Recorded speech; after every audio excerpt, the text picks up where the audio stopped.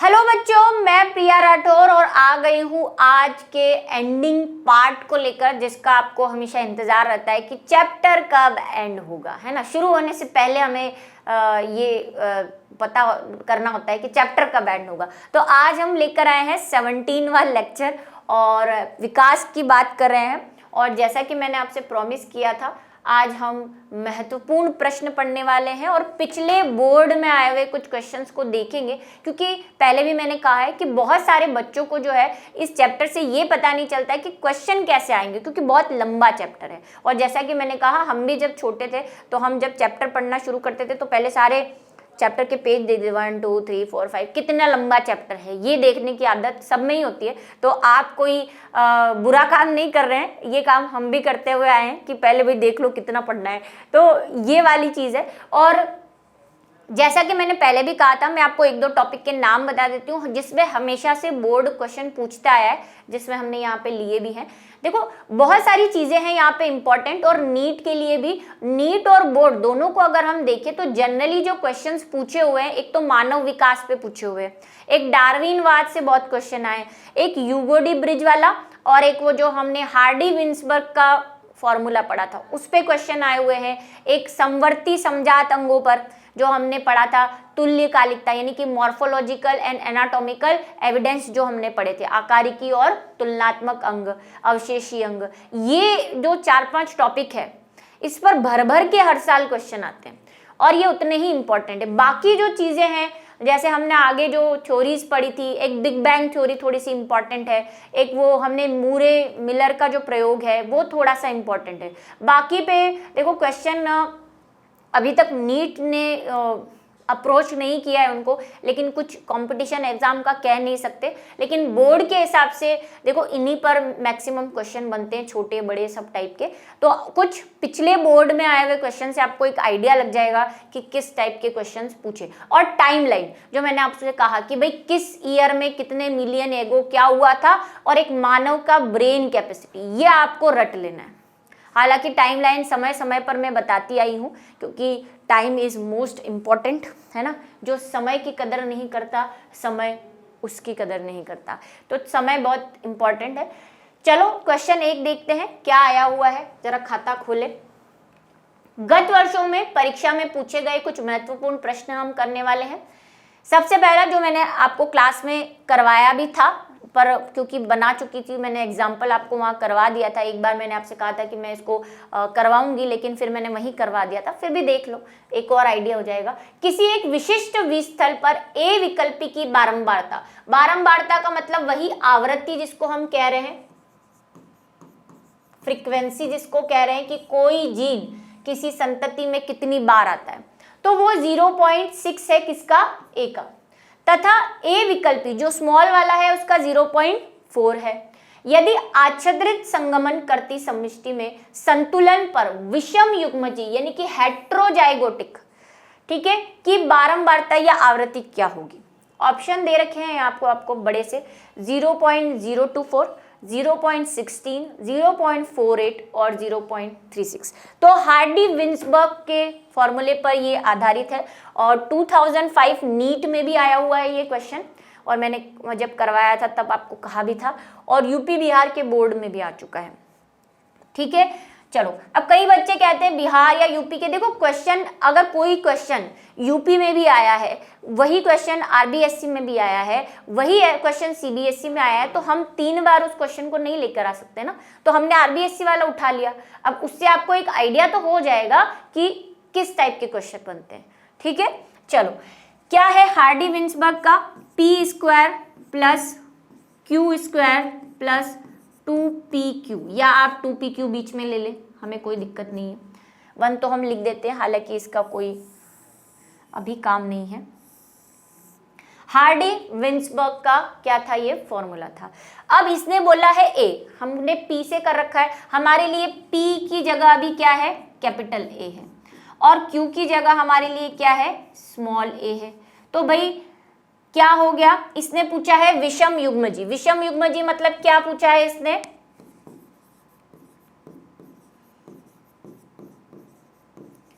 विषम युग्मजी यानी कि ए कैपिटल ए और स्मॉल ने पूछा है। और अगर हम पी और क्यू के मैनर में ले तो एक तरह से ये क्या पूछ रहा है, पी क्यू पूछ रहा है।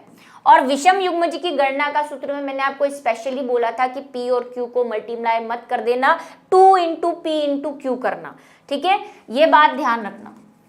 कई बच्चे नीट में ये क्वेश्चन गलत करके आए थे क्योंकि उन्होंने पी इंटू क्यू कर दिया, 2 को लिया ही नहीं, इसको ध्यान में रखना। वही करना है हमें, 2 पी क्यू, या अब मैं ए लिख दूं, हम ये बात कर चुके हैं कि इसको हम ए ले रहे हैं और इसको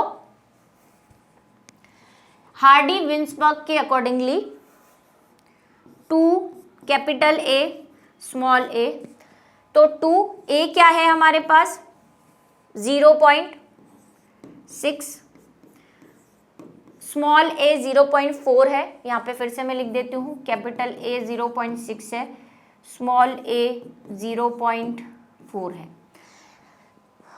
6 4 जा 24, 24 2 जा 48, क्या हो गया 0.48, इसकी क्या हो गई आवृत्ति या बारंबारता जिसको कहते हैं, कुछ भी बोल दो। अच्छा, इसी में से आपको पूछ ले, इसी क्वेश्चन में एक और क्वेश्चन मैं आपको बता देती हूँ कि मान लो सेम क्वेश्चन है और आपसे पूछ ले कि ए विकल्पी की संख्या ज्ञात करो, तो ए हमारा प्रभावी वाला है, तो कैसे संख्या ज्ञात करोगे, ए मतलब ये पी, क्योंकि P capital P equals to A है, तो क्या हो जाएगा ए का स्क्वायर कर दोगे, 0.6 का स्क्वायर कितना हो गया 36, 0.36, तो आपको संख्या पता चल जाएगी। ऐसे ही क्यू की भी पता चल सकती है, तो यही है, ये मैं वैसे वहां पे बता चुकी थी। तो आंसर क्या है इसका 0.48 जो है हमारा आंसर है सी वाला। आ जाओ आगे। होमोबिलस और होमो इरेक्टस की आहार प्रवृत्तियों में संभावी अंतर बताइए। सीबीएसई 2016-17 दोनों साल में पूछा हुआ क्वेश्चन है कि होमोबिलस, जो कि हमने कल पढ़े थे, और उनकी आहार के बारे में भी हमने पढ़ा था कि होमोबिलस और होमो इरेक्टस में क्या अंतर है।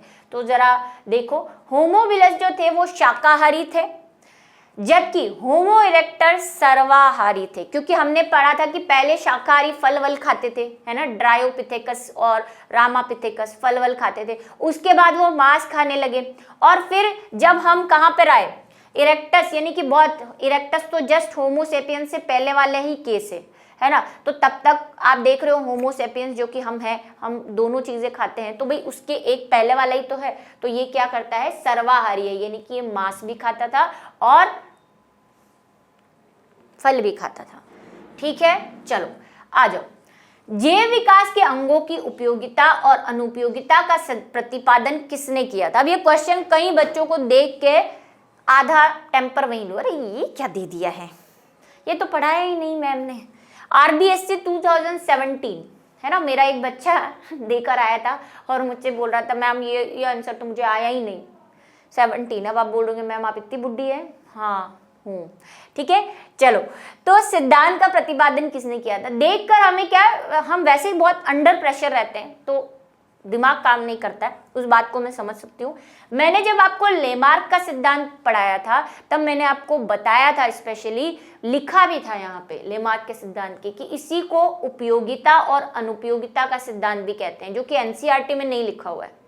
मैंने आपको स्पेशली यहाँ लिखकर बताया था, क्योंकि एनसीईआरटी में जो उसका नाम दे रखा है वो दे रखा है उपार्जित लक्षणों की वंशागति या अर्जित लक्षणों की वंशागति दे रखा है, ठीक है। तो ये जो है उपयोगिता और अनुपयोगिता का सिद्धांत, जिसमें लेमार्क ने कहा था कि अगर कोई चीज, मैंने आपको सांप का एग्जाम्पल दिया था कि सांप जो है उसमें पहले कभी क्या रहे हैं, पैर रहे होंगे, जिसका हमें प्रूफ भी मिलता है पाइथन के, यानी अजगर के अंदर मैंने आपसे कहा था कि उसमें पेक्टोरल और पेल्विक गर्डल्स मिलती है ना, अंश और श्रोणी मेखला मिलती है। तो उनका ये कहना था कि कभी उसमें जो है वो हाथ पैर रहे होंगे, लेकिन जब वो बिल में जाता है तो उसके हाथ और पैर उसे दिक्कत देते थे, तो धीरे धीरे उसने यूज करना बंद कर दिया और एक ऐसा समय आया कि उसके हाथ और पैर गायब हो गए, ठीक है। तो उनका ये कहना था कि जो ऑर्गन या जो अंग आप जितना यूज करेंगे उतना ही वो आगे से आगे जाएगा, उतना ही वो विकसित होगा। उन्होंने बहुत सारे एग्जाम्पल दिए थे जो मैंने आपको बताए भी थे। उन्होंने एक पहलवान का भी एग्जाम्पल दिया था कि पहलवान दिन भर अपनी मसल्स पे क्या करता रहता है, प्रैक्टिस करता रहता है, मतलब उसको उपयोग करता रहता है, इसीलिए उसके मसल्स जो है वो विकसित हो जाते हैं, है ना, रनर है, वो दिन भर दौड़ता रहता है तो उसके पैरों की पेशियां जो है वो अलग ही दिखती है, अगर आपको रनर देखे हो आपने तो यही कहता है। और जिराफ का भी एग्जाम्पल दिया था कि वो जिराफ अपनी गर्दन को बार बार ऐसे खींच खींच के उपयोग करता था, इसीलिए वो लंबी हो गई। उदाहरण है जीन बैप्टिस्ट डी लेमार्क, पूरा नाम है, आप डी लेमार्क भी लिखेंगे तो वो बुरा नहीं मानेंगे, ठीक है। और इसी को हम क्या कहते हैं, अर्जित लक्षणों की वंशागति, कि किसी पीढ़ी ने अगर कोई लक्षण अर्जित किया है तो वो अपनी दूसरी पीढ़ी में उसको ट्रांसफर कर देता है, ठीक है। जैसे जिराफ ने लंबी गर्दन को आगे ट्रांसफर किया, जैसे सांप ने पैर गायब हो गए आगे ट्रांसफर किया अपने जीन्स को, वंशागति। हालांकि ये सही नहीं है, मैंने आपको कान वाला एग्जाम्पल दिया था कि हम इतने सालों से कान में छेद करा रहे हैं लेकिन किसी भी मनुष्य में जन्म से कान में छेद नहीं आए, ठीक है। तो यही उनका एक ड्रॉबैक भी था, अगर क्लास में आपने देखा हो। निम्नलिखित के नाम लिखिए, देखो सिंपल सा क्वेश्चन है, सीबीएसई 2018 में आया हुआ है, ठीक है। 15 मिलियन वर्ष पूर्व वन मनुष्य ऐप के समान प्राइमेट, मैंने आपको कहा था टाइमलाइन बहुत जरूरी है, बताओ अब कल ही पढ़ा है मानव का विकास, 15 मिलियन पहले कौन आए थे। और दूसरा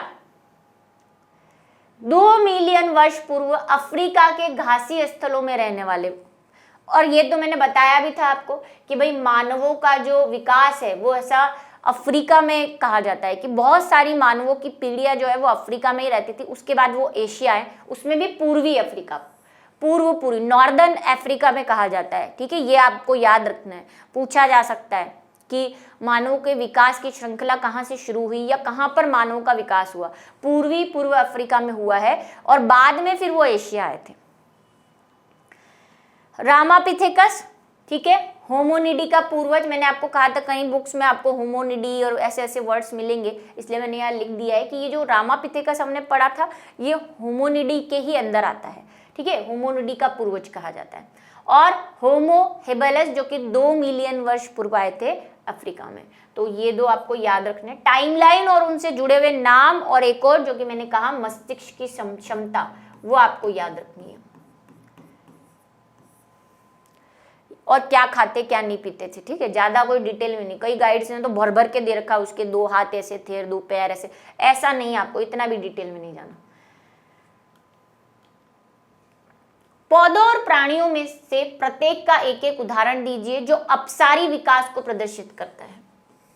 मैंने कहा था ना, गिने चुने जो हैं उन्हीं पे बार बार क्वेश्चन आते रहे हैं, सीबीएसई 2019 में क्वेश्चन आया हुआ है, और हमने अनुकूलिन विकिरणें पढ़ी थी, फिर हमने समजात और समवर्ती अंग भी पढ़े थे, और फिर हमने अभिसारी और अपसारी विकास भी पढ़ा है, और मैंने आपको 2-3 उसके कनेक्शन से लेकर याद कराने की कोशिश भी की थी कि आप इसको कैसे याद कर सकते हैं। अपसारी विकास पहले समझा देती हूँ, आंसर बाद में बताऊंगी। क्या पढ़ा था अपसारी विकास, अपसारी का मतलब डाइवर्जेंट, और डाइवर्जेंट से मैंने आपको अपसारी, अपसारी का मतलब कोई रास्ता जा रहा है और डाइवर्जेंट आ जाए, मतलब मुड़ने के लिए कह दे, मतलब एक चीज 2 भागों में बढ़ जाए, यानी कि कोई एक पूर्वज हो या कोई एक प्रकार के एनिमल हो और वो कई शाखाओं में बढ़ जाए, अलग अलग प्रकार के एनिमल्स या जातियां बना ले, तो ऐसे विकास को हम क्या कहते हैं, अपसारी विकास या डाइवर्जेंट एवोल्यूशन। क्या एग्जाम्पल दे सकते हो इसके, जरा बताओ। और इसमें हमने कहा था कि इसमें एक एग्जाम्पल हम जब हमने समजात और समवर्ती अंग पढ़े थे उसको भी हम इससे कनेक्ट करते हैं, तो इसमें कौन से अंग आएंगे, समजात वाले या समवर्ती वाले, जल्दी से लिखो कमेंट में, मैं तो बताऊंगी। इसमें देखो एक चीज से बहुत सारी चीजें बनी है, मतलब उत्पत्ति समान है लेकिन उनके कार्य अलग अलग हैं। कौन था वो, समजात। मैंने कहा था सम का मतलब एक जैसा और जात का मतलब उत्पत्ति से ले लो, और समवर्ती का मतलब होता है काम, वर्ती का मतलब काम। तो भाई समजात हैं ये, इनकी जाति समान है, इनका उत्पत्ति समान है, तो समजात अंग जो आएंगे वो अपसारी वाले के उदाहरण में आएंगे। कौन है जरा बताओ, जिनके अंदर वाली संरचना एक जैसी हो, लेकिन काम अलग अलग हो। सबसे पहला वाला जो हमने पढ़ा था, हमने पढ़ा है बोगेनविलिया और कुकुरबिटा के कांटे और प्रतान, सबसे पहला एग्जाम्पल वो पढ़ा था। फिर हमने कहा था कि वेल जो कि किस में आती है, मैमेलिया में आती है, उसकी फिंगर्स जब हमने अंदर से, हालांकि वेल के फिन्स होते हैं, लेकिन उसकी जब हमने एक्सरे निकाला तो हमने देखा कि उसके फिंगर्स यानी हड्डियां और हमारी हड्डियां सेम है, ये भी हमने देखा था। बहुत सारे और भी देते कि चमगादड़ और हम में भी हड्डियों में समानता है, उत्पत्ति समान है, लेकिन चमगादड़ उड़ने का काम कर रहा है और हम लोगों को मारने का। ठीक है, चलो तो इसमें क्या दे रखे जरा देख लो। एक तो पौधे का, हमें दो पूछे हैं, पौधे और प्राणियों में, तो पौधे का तो एक ही आपकी बुक में दे रखा है, एक ही याद कर लो, बोगेनविलिया के कांटे और कुकुरबिटा के प्रतान। मैंने आपको कहा था बोगेनविलिया में यहाँ से कक्षस्थ कलिका जो है वो कांटों में रूपांतरित हो जाती है और कुकुरबिटा में प्रतान बना लेती है, टेंड्रिल्स बना लेती है। क्या कहते हैं इसको? टेंड्रिल्स। क्लास 11th की कहानी है, हालांकि हम इसको पढ़ चुके हैं। सहारा देने के लिए तने का रूपांतरण है दोनों, कांटे और कुकुरबिटा में प्रतान। दूसरा प्राणी, जो कि मैंने कहा भाई वेल और मनुष्य ले लो या वेल और चमगादड़ ले लो, तीनों एग्जाम्पल मैंने दे दिए। वेल के फ्लिपर्स जो उसके तैरने के काम आ रहे हैं, और चमगादड़ के पंख जिसका इंटरनल स्ट्रक्चर हमने क्लास में देखा था कि उसमें भी दोनों में क्या होती है, फेलेंजियस होती है, मेटाकार्पल्स होती है, कार्पल्स होती है, ठीक है, रेडियस अल्ना, ये दोनों के फ्लिपर के एक्सरे में हमें हड्डियों में दिखी, यानी कि ये दोनों की उत्पत्ति समान है, बस काम अलग है, ये तैरने का और ये उड़ने का। इसका काम अलग है, कांटों का बचा के रखना, बाष्पोत्सर्जन को कम करना, और प्रतान का किसी का सहारा लेकर चढ़ना। ठीक है, जर्मनी के उत्कृतिवाद। अच्छा, और दूसरा यहीं पे लिख लो भाई, एक के साथ दो, एक के साथ एक फ्री। डाइवर्जेंट का तो देख लिया हमने, अभिसारी का बता दो। अब तो इजी हो जाएगा। अभिसारी में हमने क्या कहा था कि अलग अलग जगह पर रहने वाले या अलग अलग उत्पत्ति वाले बहुत सारे जीव जब किसी एक जगह आ जाएं और एक जैसे दिखने लग जाए तो उसे हम अभिसारी विकास यानी कि कन्वर्जेंट कहते हैं, कन्वर्जेंट एवोल्यूशन कहते हैं। इसका उदाहरण दिख ही रहा है, काम सबके, उत्पत्ति सबकी अलग अलग है, उत्पत्ति सबकी अलग अलग है लेकिन काम समान है, समवर्ती अंग।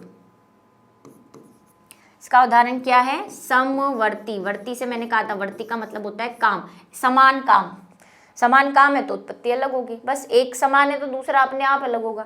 और इसका हमने वो कंगारुओं वाला एग्जाम्पल देखा था, है ना, कि मैमेलिया के जो स्तनधारी है यानी कि मार्सुपियंस है, जो प्लेसेंटल धारी है, वो अलग अलग ग्रुप से होते हुए भी, क्योंकि वो ऑस्ट्रेलिया में एक जैसे एनवायरनमेंट में रह रहे हैं तो वो दिखने में एक जैसे लग गए। पूरा हमने लंबा सा फोटो देखा था। ठीक है, चलो आगे बढ़ जाओ। जर्मनी के प्रकृतिविद अलेक्जेंडर वॉन हम्बर्ट द्वारा दक्षिणी अमेरिका के जंगलों के लिए गहन अन्वेषण के समय उनके द्वारा लिए गए 2 प्रेक्षण लिखिए। बताओ अभी, ये एनसीईआरटी में दे रखा है हम्बर्ट का एक लाइन, और इसीलिए मैंने यहाँ पे लिख दी। क्लास में रह गई होगी तो मैंने यहाँ पे आपको क्वेश्चन फॉर्म में, क्योंकि इस पे क्वेश्चन आया हुआ है सीबीएसई में। ठीक है, उन्होंने देखा कि किस प्रकार समान जीव जातियों पर पर्यावरणीय दशाओं का प्रभाव पड़ता है। क्या देखा? जो अभी हमने पढ़ा कि अगर जाति समान है, जाति समान होते हुए भी अगर वो अलग अलग पर्यावरण में रहेंगे तो उनमें देखने में, उनकी आकारिकी में क्या हो जाएगा? चेंज आ जाएगा। जैसे कि हमारे यहाँ का ऊंट अलग दिखता है, और मैंने आपको लेमा ऊंट बताया था, वो दोनों ऊंट ही हैं, लेकिन थोड़ा सा उसमें, क्योंकि वो वैसे इलाके में रहता है, ठंडे इलाकों में रहता है, तो उसका चेंज हो गया, है ना। ठीक है, ऐसे ही भालू, हमारे यहाँ काला भालू मिलता है, ठंड में रहने वाला सफेद भालू है। ठीक है, तो ये एक चेंज आ जाता है पर्यावरणीय दशाओं के कारण। उन्होंने विभिन्न द्वीपों के जीव जातियों का पर्यावरणीय दशाओं में संबंध स्थापित किया कि अलग अलग जीव जातियों को उन्होंने देखा और फिर दूसरी पर्यावरणीय स्थितियों में जाकर फिर देखा कि उनमें क्या क्या चेंज आया। तो ये जो 2 अन्वेषण किए थे, हालांकि इतने इंपॉर्टेंट नहीं है, पर वही CBSE है, मैंने कहा कुछ भी हो सकता है, हमें सब कुछ पढ़ना है। इम्पॉर्टेंट तो उनके लिए जो कम पढ़ पाते हैं, लेकिन जहाँ तक पॉसिबिलिटी हो NCERT की हर एक लाइन को घोल कर पी जाओ, ठीक है। हाँ, ऐसी कोई टैबलेट नहीं है, अभी पूछेंगे मैम याद नहीं होता, मैम आपको ही बता दूँ, मेरे पास टैबलेट होती तो मैं ही खा लेती, है ना, RS कुछ बन के बैठी होती कहीं उस टैबलेट को खा के। डायोपिथेकस तथा रामापिथेकस में अंतर बताइए भाई। RBSE 2014 का क्वेश्चन है, ये हमने पढ़ा भी था, वही फिर से मैं थोड़ा सा लिख दिया है। डायोपिथेकस व रामापिथेकस के पूरे शरीर पर बाल थे, वह चिंपैंजी गोरिल्ला की तरह चलते थे। डायोपिथेकस कपियों के अधिक समानता थी, सेम हमने चीज उस दिन कही थी, और रामापिथेकस जो थे वो अधिक समानता प्रदर्शित करते थे मानवों से, अभी वाले मानवों से। वास्तव में रामापिथेकस को होमोनिड का पूर्वज माना जाता है, ठीक है। चलो, दोनों की विभिन्नता है। जीन फ्लो, जो कि मैंने आपसे कहा था कि मैं आपको अलग से इस टॉपिक को पढ़ा दूंगी, तो मैंने उसको क्वेश्चन ही बना दिया है कि भाई जीन प्रवाह क्या है या जीन फ्लो क्या है। वैसे हमने इसको समझा था, एक बार लिखा हुआ और देख लो। सम्मिष्टि के बीच प्रजनन करने वाले जीवों के प्रवासन यानी कि माइग्रेशन के कारण होने वाला एलीलों का आवागमन, आवागमन मतलब आना, जीन प्रवाह कहा जाता है। इसे जीन प्रवासन भी कहते हैं। जीव किसी एक सम्मिष्टि तक स्थिर नहीं रहते, सम्मिष्टि की कुछ जीव दूसरी सम्मिष्टि में जाते हैं, वहां पे प्रजनन करते हैं। इसी प्रकार सम्मिष्टि की दूसरी सम्मिष्टि के जीव आ जाते हैं, मतलब कहीं और जा भी सकते हैं, कहीं और से आ भी सकते हैं, दोनों सिचुएशन है। इसके आवागमन से सम्मिष्टि के जीन पूल पर प्रभाव पड़ना स्वाभाविक है तथा यही जीन प्रभाव कहलाता है, ठीक है। मैंने आपको एक जीन पूल की परिभाषा भी बताई थी, जो यहाँ पे दिया हुआ है कि किसी जाति के विभिन्न सम्मिष्टि के लोगों के जीन लोकस के एलीलों की संख्या को हम जीन पूल कहते हैं। मतलब अगर आप मानव की बात करें तो मानव में जितने भी जीन हैं वो सब जीन सभी मानव के गुणसूत्र पर अलग अलग जगह स्थित है। तो अगर हम सबके जितने भी जीन हैं उनकी सबकी स्थिति का अलग अलग पता लगा लें तो हमारे पास जो जीनों का ग्रुप बन जाएगा वो क्या कहलाता है, जीन पूल कहलाता है, किसी एक जाति का, ठीक है, उस एक जाति की पॉपुलेशन का। अभी इसको समझो, हालांकि हमने उस दिन समझ लिया था, फिर से समझा देती हूँ कि ये मान लो दो जातियां हैं, एक यहाँ पे एक यहाँ पे, पॉपुलेशन है, सम्मिष्टि है, और एक ये सम्मिष्टि है। फिर से वही, यहाँ पे भारत है, यहाँ पे मैं नेपाल ले लेती हूँ, यहाँ पे कुछ लोग रहते हैं, इधर भी कुछ लोग जाति के लोग रहते हैं, ठीक है। अब क्या हुआ, यहाँ पे मान लो इसका शेप ही अलग बना देती हूँ मैं ताकि इजी हो जाए। भाई नेपाल में भी मानव रहते हैं, यहाँ पे भी मानव, वहाँ पे जानवर तो रहते नहीं है ना। यहाँ पे ये वाले इस टाइप के मानव रहते हैं, क्योंकि ये नेपाल के हैं तो इनको नेपाली बोल देते हैं, ये भारत के हैं तो भारतीय। तो भारत और नेपाल के जो जीन्स है उसमें कोई ना कोई चेंज तो हो गई, और होता भी, दिखने में आपने देखा होगा नेपाली अलग ही दिख जाते हैं, इंडियन अलग ही दिख जाते हैं। तो थोड़ा बहुत है एक ही जाति, वो भी मानव है, हम भी मानव है, वो भी होमोसेपियंस है, हम भी होमोसेपियंस है, लेकिन थोड़े थोड़े वेरिएशंस की वजह से, वहाँ के इन्वायरमेंट की वजह से उनमें क्या हो रखा है, चेंज हो रखा है। अब क्या हुआ कि कुछ भारत वाले जो है वो कहाँ चले गए, नेपाल चले गए। इसको क्या बोलते हैं, प्रवासन, जो आपने सोशल में पढ़ा होगा, मैंने उस दिन भी कहा था, माइग्रेशन, किसी चीज का एक जगह से दूसरी जगह जाना। ये यहां चले गए तो यहां से मैं दो को इधर भेज देती हूं, ये लो, और यहां से दो को गायब कर देती हूं। अब इधर संख्या कितनी हो गई, दो। अब लोग दो हैं तो लोगों में जीन है, तो भाई यहाँ का जीन, जो जीन पूल था वो कम हो गया, जीन पूल क्या हो गया भाई, कम हो गया, क्योंकि दो लोग यहाँ से चले गए। लेकिन इधर देखो, इधर पहले वाला जीन भी और अब ये दो गए, ये वहां रहेंगे, शादी वादी करेंगे, बच्चे बच्चे पैदा करेंगे, ठीक है। तो यहाँ पे इन वालों का जीन पूल बढ़ता जाएगा, ये लो, और हो गए, जनसंख्या में भारी वृद्धि। तो इनका जो पहले वाला जीन पूल था, अब वाले जीन पूल से इनका जीन पूल क्या हो गया, बढ़ गया क्योंकि बहुत सारे तरह के जीन्स अब इनके पास आ गए, पहले से वेरिएशन हो गया, विभिन्नताएं आ गई। यही कह रहा है कि जब समष्टि के बीच प्रजनन करने वाले जीवों का प्रवासन यानी कि माइग्रेशन के कारण होने वाला एलिलों का आवागमन, ये एलिल आए, ये दो एलिल यहाँ से, एलिल मतलब जीन्स है ना, शॉर्ट में हम ये कह सकते हैं। हालांकि एलिल हम परिभाषा कई बार दे चुके हैं कि जीन्स के एक ही लोकस पे स्थित जीनों के विभिन्न रूप, लेकिन हम जीन की बात करें, भाई इंसान गए तो उनके जीन भी गए हैं, और अब यहाँ से यहाँ जाने में इनके क्या हो गया है, एलिलों का आवागमन हुआ, जिसको हमने क्या कह दिया, जीन प्रभाव। ये प्रभाव हो गया, एक जगह से दूसरी जगह पे जीन चले गए, जीन ले गए अपने साथ, तो इसी को हम क्या कह रहे हैं, जीन प्रभाव।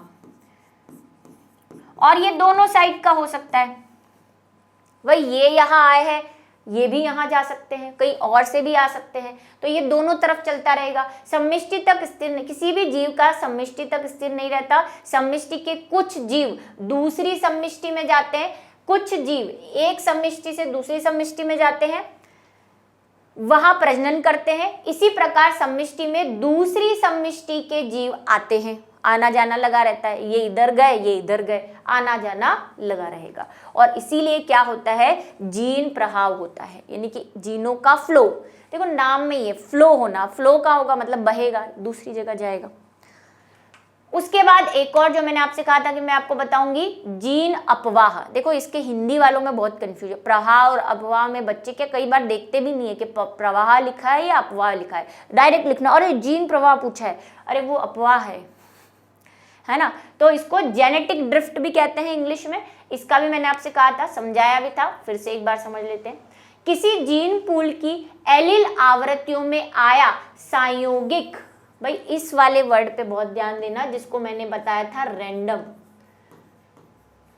बदलाव, जीन प्रभाव कहलाता है, या आप इसको बाई चांस भी बोल सकते हैं। फिर समझाऊंगी मैं, चिंता मत करो। किसी जीन पूल की बात तो हो गई, किसी समष्टि के सारे जीन्स, अब ऐसे शॉर्ट में बता रही हूँ, उनमें अगर आवृत्तियों में यानी कि उनकी फ्रीक्वेंसी में चेंज आ जाए, वो भी कैसे, संयोगिक रूप से, रैंडमली, मतलब कुछ फिक्स नहीं है, कैसा भी चेंज हो जाए, तो उसे हम क्या कहेंगे, जीन अपवाह यानी कि जीन ड्रिफ्ट। ड्रिफ्ट का मतलब होता है खाई, मतलब किसी जाति में खाई पड़ गई, मतलब उसकी संख्या में कमी हो गई, उसके एलिलोस में कमी हो गई, ठीक है, ऐसे याद कर सकते हो आप। जीन प्रभाव तब होता है जब संयोग यानी कि बाय चांस, संयोग के कारण समष्टि के कुछ जीव ही प्रजनन कर अपने एलिलो को अगली पीढ़ी में पहुंचाने में सक्षम हो जाते हैं। अब आप बोलोगे क्यों कुछ जीन ही सक्षम होते हैं, ऐसे नहीं कि उनकी जनन क्षमता खो गई है। एग्जाम्पल सुनो, मान लो ये एक मैदान है, ठीक है, यहाँ पे घास उगी हुई है बढ़िया सी मस्त, यहाँ पे चींटियां हैं बहुत सारी,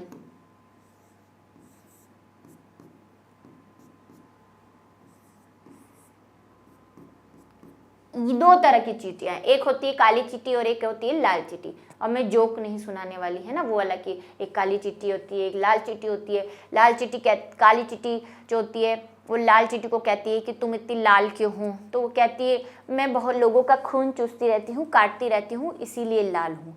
फिर लाल चींटी काली चींटी से पूछती है कि तुम इतनी काली क्यों हो, तो वो कहती है क्या करूँ, फेयर एंड लवली बहुत महंगा हो गया है तो मैंने लगाना छोड़ दिया है, इसलिए मैं काली हो गई हूँ, है ना। वो वाला जोक नहीं सुना रही मैं, हालांकि मैंने सुना दिया।